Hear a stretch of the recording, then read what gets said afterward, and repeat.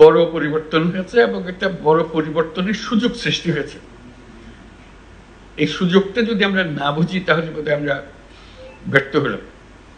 এই যে পরিবর্তনের সুযোগটা সৃষ্টি হয়েছে, এই সুযোগটা মেলে আমরা উপর থেকে হয়তো যা যা কাগজপত্র নির্দেশ যাচ্ছে সেটা একরকম ভাবে আসবে, নিজের থেকে সেটাকে সম্প্রসারিত করতে হবে যে আমরা এই পরিবর্তনটা আমরা চাই।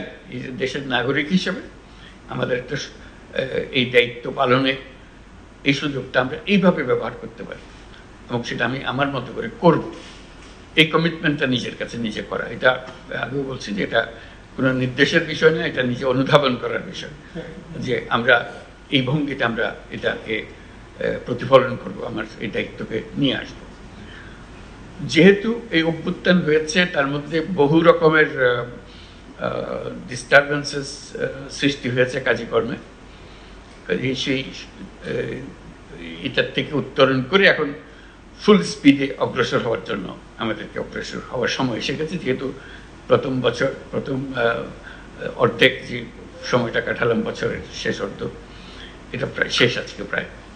কাজে এখন নতুন বছর শুরু হচ্ছে, নতুন বছরের একটা কর্মপ্রেরণা যে আমরা এই পূর্ণভাবে সেটা ধারণ করে আমাদের কাজকর্মগুলো করব, যাতে আমরাও বুঝি, নিজেদের মধ্যে অনুধাবন করি এবং মানুষ বোঝে যে হ্যাঁ একটা কিছু পরিবর্তন হয়েছে। এটাতে মুখে বলারও দরকার নেই, দেখলেই বোঝা যায় একটা পরিবর্তন হয়েছে।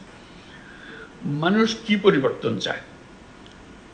কতগুলো খুব কমন জিনিস আছে যেগুলো চায়, বা শান্তি শৃঙ্খলা চায়, আইন শৃঙ্খলা চায়, এটাকে নিশ্চিত করে। সেটার বিষয়ে আমরা বারে বারে বলছি, আবারও বলছি, এবং সেটাতে আমরা খুব গুরুত্ব দিচ্ছি যে সব মানুষ যেন মনে করে সরকার আমাদের যে অধিকার আমাদের গঠনতন্ত্র দিয়েছে সেই অধিকারগুলো যেন আমরা সরকারের কাছ থেকে নিশ্চিত হয়ে যায়, আমরা পূর্ণাঙ্গভাবে পাই। যে আমাদের যে অধিকারগুলি, আমাদের মানবিক অধিকার, আমাদের যা যা অধিকারগুলো আছে সেগুলো প্রতিষ্ঠিত করতে পারে। এবং সেই প্রসঙ্গে একটা বিষয় এসে যায় যে সংখ্যালঘুদের অধিকার, যে আমি নানাভাবে বলার চেষ্টা করছি সংখ্যালঘুদের অধিকার বলে আলাদা অধিকার থাকার দরকার নেই। আমরা যে নাগরিক অধিকার, সেই অধিকারটা প্রতিষ্ঠিত করতে পারলেই আমরা এই কাজে সফল হয়ে গেলাম। কারণ নাগরিক অধিকার মানেই হলো সকল অধিকার যেটা আমাদের গঠনতন্ত্রে দেওয়া আছে, সেটা সংবিধানে দেওয়া আছে, সেই সংবিধান অনুসারে আমরা এগুলো আমরা নিশ্চিতভাবে পেতে পারি, সেইগুলো পাওয়া।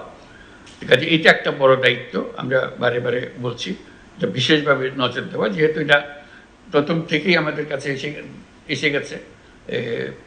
বিশেষ করে আমাদের বিরুদ্ধে একটা প্রচারণা চলছিল যে আমরা এরকম কিছু কিছু মানুষের অধিকার নিশ্চিত করতে পারছি না, তারা অধিকার বঞ্চিত হচ্ছে। আমরা এখন নিশ্চিত করতে চাই যে আমরা এটা ভুল, আমরা সবার অধিকার তার ধর্ম নির্বিশেষে আমরা নিশ্চিত করতে চাই।